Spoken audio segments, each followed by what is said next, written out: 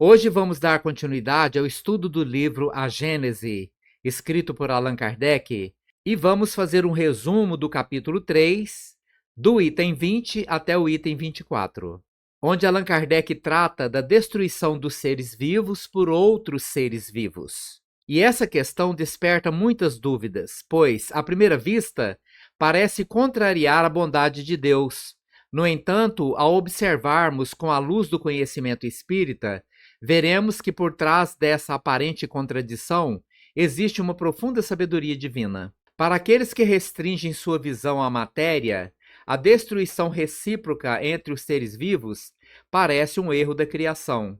Ao ver animais que se alimentam de outros animais, ou até mesmo as batalhas travadas pelo homem ao longo da história, podemos nos questionar por que Deus permitiria tamanha violência?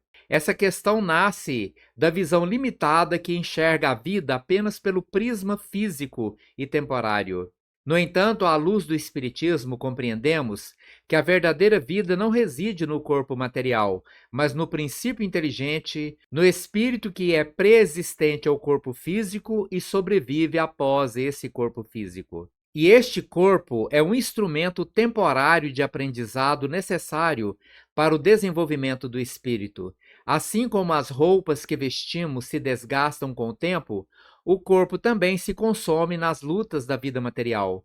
Mas o espírito, ao contrário, não se destrói. Ele se fortalece a cada experiência, tornando-se mais lúcido e apto para continuar sua jornada de evolução. Deus, em sua infinita sabedoria, utiliza a destruição material como um ensinamento. Quando observamos o ciclo da vida, vemos que o envoltório físico, tão prezado pela visão materialista, é efêmero. Ao testemunharmos a fragilidade do corpo, somos levados a buscar algo além da matéria, a compreender que a verdadeira existência é espiritual. O incessante ciclo de vida e morte, de transformação e renovação, nos ensina a desapegar do que é transitório e a valorizar o que é eterno, o espírito imortal. Por outro lado, alguém pode perguntar: não poderia Deus ensinar isso de outra maneira, sem impor essa destruição mútua? O Espiritismo nos convida a refletir sobre a justiça e a sabedoria de Deus em tudo. Se a destruição é permitida, é porque ela cumpre um papel necessário no equilíbrio da criação. À medida que a ciência avança, compreendemos que a renovação dos corpos que se alimentam uns dos outros é essencial para a manutenção da vida no plano físico. Mas, além da necessidade material, há considerações espirituais e morais muito mais profundas e envolvidas. Na natureza, especialmente entre os seres que ainda não desenvolveram o senso moral, a luta pela sobrevivência é instintiva. Os animais lutam para se alimentar e preservar suas vidas, sem a capacidade de compreender algo além de suas necessidades imediatas. Nesse estágio inicial, o espírito se elabora, preparando-se para futuras encarnações, onde a inteligência e o senso moral terão maior peso. No caso do ser humano, há um período de transição. Nas primeiras idades, o instinto animal ainda domina e o homem luta para satisfazer suas necessidades materiais. Mas, à medida que o espírito evolui, o sentimento moral começa a se sobrepor ao instinto. A luta deixa de ser pela sobrevivência e passa a ser movida por ambições, orgulho e pela busca de domínio. Contudo, com o desenvolvimento do senso moral, o homem passa a rejeitar a violência, desenvolvendo a sensibilidade e o respeito pela vida. Mesmo nesse ponto de evolução, a luta ainda é necessária para o progresso do espírito. No entanto, a luta que antes era sangrenta e brutal se transforma em uma batalha intelectual. O homem passa a lutar contra as dificuldades da vida, contra suas próprias imperfeições e não mais contra seus semelhantes. Essa luta interna é a que verdadeiramente refina o espírito, livrando-o dos últimos resquícios de animalidade e conduzindo a estágios mais elevados de evolução. Então, meus queridos irmãos e irmãs, a destruição dos seres vivos, que à primeira vista nos parece cruel e injusta, revela-se, na verdade, como um mecanismo de renovação e aprendizado na criação divina. O que se destrói é o corpo, não o espírito. Através dessas lutas e transformações, o princípio inteligente progride, tornando-se cada vez mais forte e capacitado. Quando falamos sobre destruição no plano material, precisamos compreender que essa palavra, sob o olhar espírita, adquire uma conotação muito diferente da que geralmente se aplica.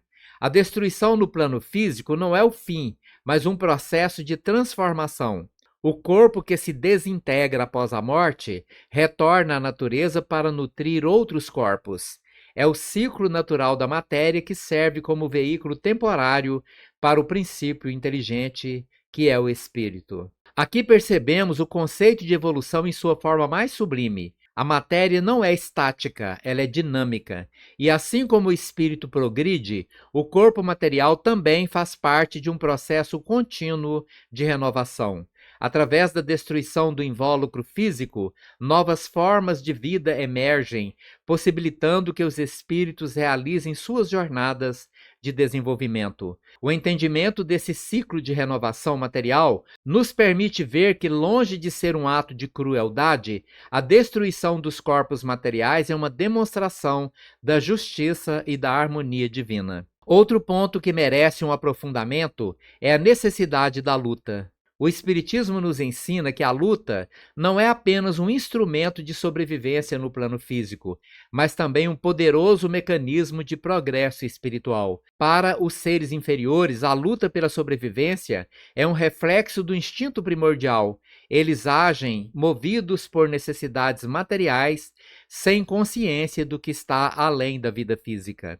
No entanto, conforme o espírito evolui, ele passa a utilizar suas experiências e desafios para desenvolver suas faculdades intelectuais e morais. A luta, então, deixa de ser um mero mecanismo de preservação física e torna-se um campo de aprendizado e desenvolvimento de virtudes. Essa luta permanente contra as próprias imperfeições nos faz lembrar das palavras de Jesus: sede perfeitos como perfeito é o vosso Pai Celestial. A perfeição espiritual é o destino final de todos os espíritos, e essa perfeição só pode ser alcançada através da luta contínua, da superação das fraquezas e do desenvolvimento das virtudes que nos aproximam de Deus. Deus nos ensina a valorizar o que é eterno, o espírito imortal, e a desapegar do que é transitório, o corpo material. O ciclo de vida, morte e renovação é uma manifestação da justiça e da sabedoria de Deus, que nos conduz por meio da luta à nossa elevação espiritual. Muito obrigado pela sua atenção e até o nosso próximo vídeo.